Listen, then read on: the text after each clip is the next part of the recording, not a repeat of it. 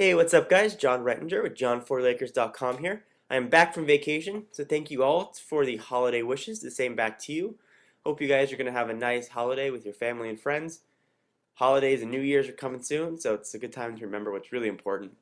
Technology and all that stuff is just fun, but family and friends are really what matters most.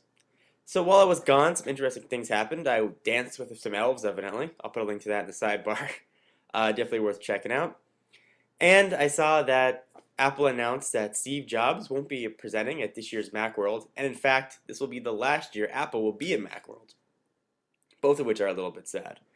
So first, from the Steve Jobs not presenting standpoint, that was bound to happen eventually.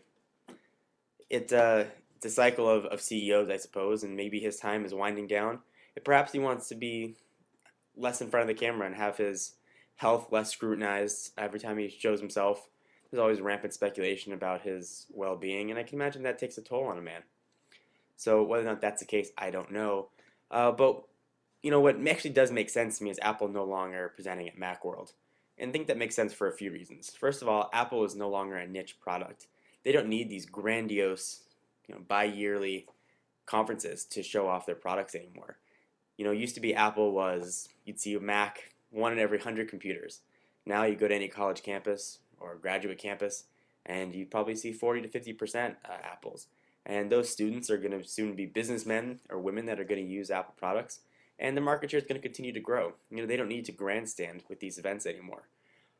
Also, they were forced to develop products on a product lifecycle that coincided with Macworld and the Worldwide Developers Conference. Now they have a little more flexibility to develop products that perhaps are more complete and perhaps aren't under their self-imposed tight deadlines anymore to release new products at these specified time frames. They've kind of become victims of their own success. What's Apple going to do this year? How are they going to top last year's? And when you do that, eventually you're going to end up diluting your brand with new products that don't help just for the sake of putting out new products. Unfortunately, Apple hasn't fallen victim to that yet, but they may very well if they keep having to do these conferences every year and have to wow the audience. And if they don't wow the audience, it ends up hurting their bottom line and their stock price. So they really were becoming, again, victims of their own success.